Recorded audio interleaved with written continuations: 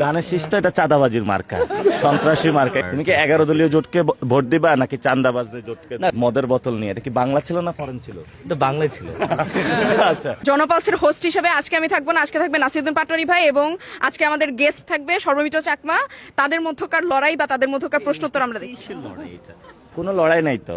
লড়াই নাই কেন? পাহাড় সমতল, সব জায়গায় দাঁড়িপাল্লা এবং শাপলাকলি। থাকবে না। ধানের শীষ তো এটা চাঁদাবাজির মার্কা, সন্ত্রাসী মার্কা। এটা কিভাবে থাকবে?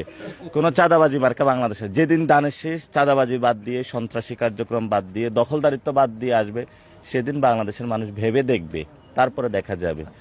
আর এটা আমি আজকে বলেছিলাম, বুঝছো, সর্বমিত চাকরি এদিকে আসো, তোমার একটু কট খাওয়াই দিই। এটা হলো তারেক রহমান আজকে একটা কথা বলছে, বুঝছো, সেটা হলো ডক্টর ইউনূস মানে তারেক রহমানের ভয় পায়। আমি বলছি সে একটা বেলুন, বুঝছো, এটা কোনো পারমাণবিক বোম না। তারেক যদি ইউনূস হলে একটা সুই নিয়ে যায়, এটাতে একটু খোঁচা দেয়, এটা ফুইটা যাবে। কিন্তু তুমি কি মনে করো? আমার মনে করে না করে কিছু তারেক যায় আসে না, রহমানের ভয় পাও? বুঝছেন? হ্যাঁ, আমি সবাইরে ভয় পাই, আমি আপনারে ভয় পাই। কেন ভয় পায় বলো? বুঝছেন, আমি তো ঢাকার ভোটার না, বুঝছেন, আমি আছি এখানে। কোথায় ভোটার? আমি রাঙামাটির। এখন এখানে আমি ওইখানে কাকে ভোট দিবা তুমি? দাঁড়িপাল্লা নাকি ধানের শীষ? না, বেসিক্যালি বিষয়টা হচ্ছে আমার এদিকে আসো আজকে। তুমি কি ওইখানে দাঁড়িপাল্লা নাকি ধানের শীষ? ওখানে দাড়িপাল্লার ইয়ে নাই, প্রার্থী নাই। কি আছে? ওখানে জোটের আছে, জোটের কি আছে?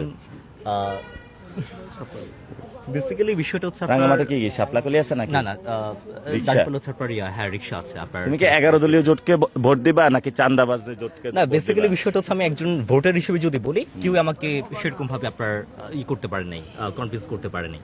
আমার পাহাড় নিয়ে যে ভাবনা, আমার সবকিছু নিয়ে ভাবনা, আমার দেশ নিয়ে ভাবনা, অ্যাজ ইউজুয়াল কোনো কথা নেই। সো আমি কেন আমার 1800 টাকা পাহাড় নিয়ে ভাবনা কি তোমার? পাহাড় নিয়ে ভাবনা হচ্ছে আমি এডুকেশনটাকে বেশি আমি প্রায়োরিটি দিই। আপনার অনেক অনেক কথা আছে, একদিন আড্ডা হবে নিশ্চয়ই, এগুলো নিয়ে এত সিরিয়াস আলাপেন যায় না।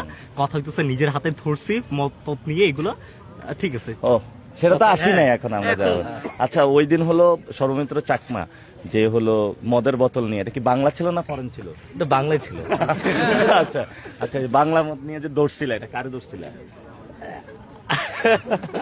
বেসিক্যালি বিষয়টা হচ্ছে পিলারে আমি জাস্ট আমার এক জুনিয়র দিয়ে হেঁটে যাচ্ছিলাম, তারপর পিলারের মাঝখান দিয়ে দেখি যে মানে একটা লাইট জ্বলতেছে, তাকাইলাম, দেখি যে লোকটা হাসে আমার দিকে তাকায়।